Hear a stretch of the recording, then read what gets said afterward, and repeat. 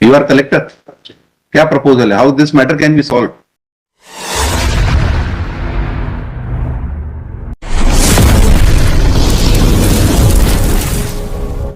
I may be permitted to read out only this.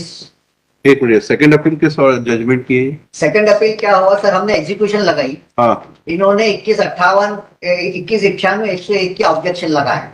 ओ अच्छा, तो इस ऑब्जेक्शन को कोर्ट ने कहा कि I have because I have withdrawn 1 lakh rupees, therefore my execution has been satisfied and therefore execution was dismissed, against which I have preferred in first appeal, regular first appeal that has been allowed, against which they have preferred in second appeal after. oh अच्छा, that is again the closure of that execution proceeding. This litigation is going on since last 40 years, and if your lord permits to Now I recall, yes, yes. kindly this first proceeding का sir मैं थोड़ा सा brief कर दूं। हम एक minute ये भी ब्रीफ ही कर रहे हैं। मैं फैक्ट बता रहा हूँ, आप नहीं बता पा रहे क्योंकि आपके पास एग्जीक्यूशन की फाइल नहीं है मेरे पास। आप ये 15-16-5 की आप प्रोसीडिंग पढ़ ले sir. It's only a dispute of amount of compensation only. No, now that has been over.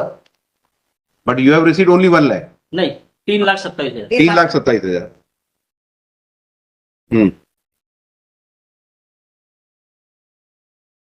As per the first appellate court order.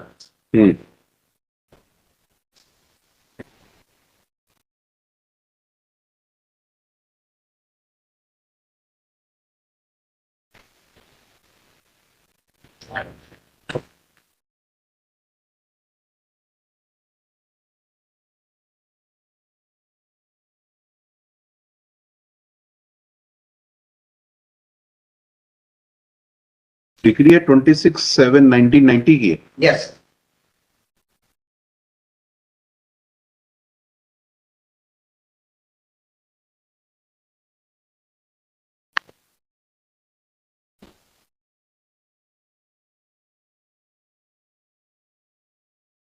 और मैंने एग्जीक्यूशन 91 में फाइल की और मैंने रिपीटेड ऑब्जेक्शन लिए कि ये वैल्यू की प्रॉपर्टी 25 से 30 लाख, ये हर समय लाख, एक बार 4,000 रुपए जमा करके बोले थे सेटिस्फाई हो गई थी। और आखिर 2017 में एग्जीक्यूटिव कोर्ट ने कहा कि ये सब आपने ना कैलकुलेट किया है ना लैंड इक्वेशन किया, तो मैं आपसे सिर्फ इतना ही चाहता था। जो पहली प्रोसीडिंग का तीसरा पेज देखिए 16/5/15 का, उसका ऑपरेटिव पोर्शन मैं पढ़ू सर। जयपत्री द्वारा प्रस्तुत आवेदन पत्र। ठीक है, सुन लेंगे, एक मिनट इनको सुन लो पहले, क्या है सेकंड अपील, फिर सुनते हैं। यस बताइए, आप कुछ बता रहे थे मिस्टर कलेक्टर। सर 1990 का ऑर्डर है सर उसका, जिसमें इनको सर डिग्री पारित की गई है कि इनका अप्रोप्रिएट कंपनसेशन दिया जाए sir. Appropriate sir appropriate compensation दिया जाए सर। सर पहले इनका बेसिकली पर हेक्टेयर के हिसाब से निकाला गया था, जो 4,087 रुपए का मुआवजा बना था सर, विच वॉज डीम्ड की अप्रोप्रिएट नहीं है sir. This land was not acquired under Land Acquisition Act. नहीं sir, You have taken away and constructed a bus stand. Sir इसमें पहले 1970s में एक लैंड पर दुकानें बन गई, जो आज बस स्टैंड बन चुका है। बाद में ये आए बोलते हुए कि ये तो लैंड हमारा है, हमारे फेवर में डिग्री दी जाए sir. So that has been given.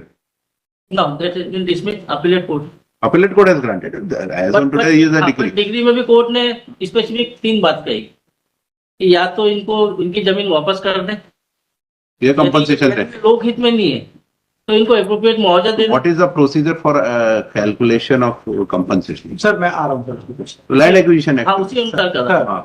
Sir तो पहले सर इन्होंने इनको पर हेक्टेयर के हिसाब से कर दिया सर। बाद में ये मानते हुए चूंकि ये प्रॉपर्टी आपकी कमर्शियल वैल्यू की है, तो इसको हेक्टेयर के हिसाब से नहीं, स्क्वायर मीटर के हिसाब से इसका कंपनसेशन तय होगा सर। तो उसकी वैल्यू उस वक्त की गाइडलाइन जो 15 रुपए पर स्क्वायर फीट थी सर, उसके हिसाब से कैलकुलेट की गई सर। वो समथिंग अराउंड 1.5 लाख रुपए आता है सर।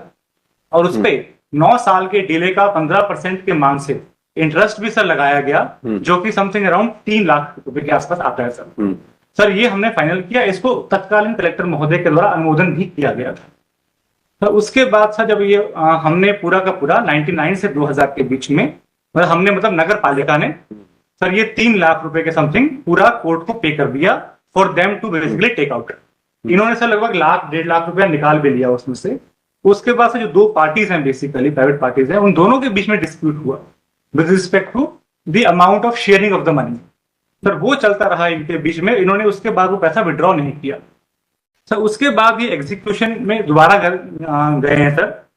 तो 2018 में कोर्ट ने ऑर्डर पारित किया, सिविल कोर्ट ने, कि निर्धारित मुआवजा राशि जो है वो न्यायालय में जमा करवाई जा चुकी है, जिसे आंशिक रूप से आहरित भी किया है और शेष राशि प्राप्त करने के लिए वो इंडिपेंडेंट है sir.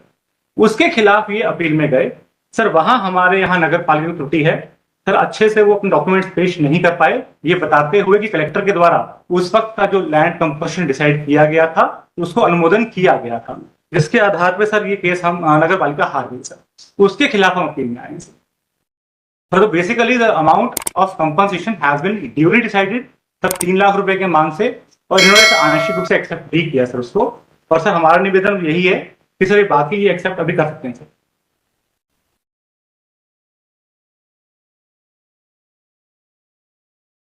You can take a land of any person by only two modes, either by way of sale deed, agreement to purchase the land by way of sale deed. That was not done. Second is under the Land Acquisition Act. The Land Acquisition Act, you will have to issue a notification under Section 4 of that Act, old Act.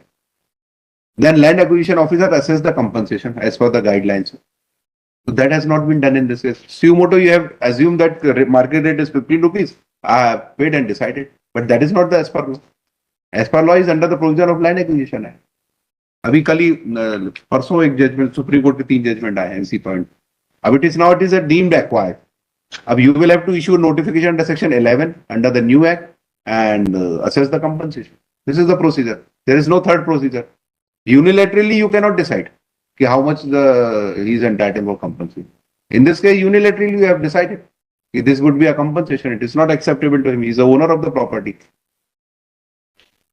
So या तो आप you follow the procedure under the land acquisition and pay the compensation.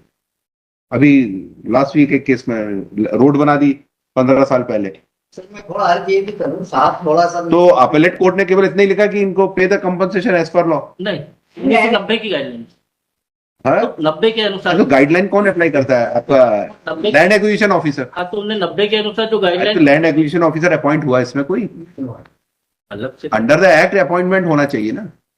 He is the competent authority, not the collector. Collector approves his award,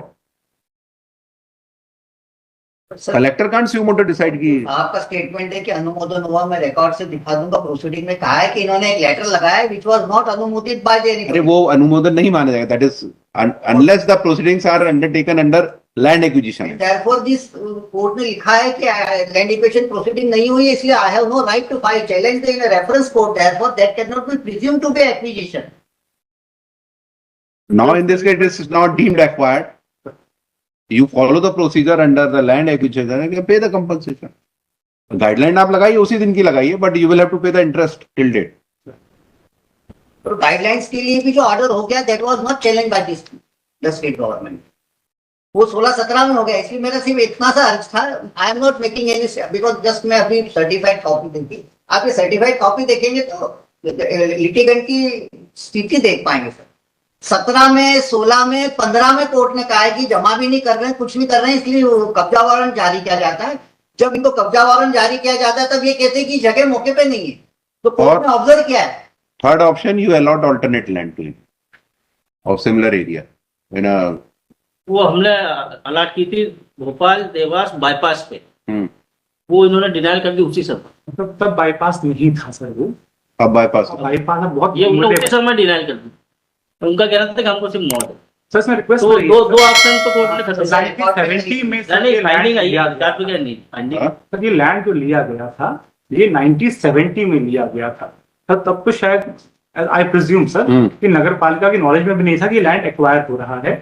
92 में sir ये court में गए, 90 में sir ये award लेकर आए हैं सर। ये इनके पक्ष में लैंड है सर। अगर आप इनके दावे में भी यही सर 1970 के हिसाब से गाइडलाइन लगी। no issue of challenging that part or examining that part. Whether fact remains that you have taken his land, that you are not disputing because you have calculated the compensation. Why to go into all these issues?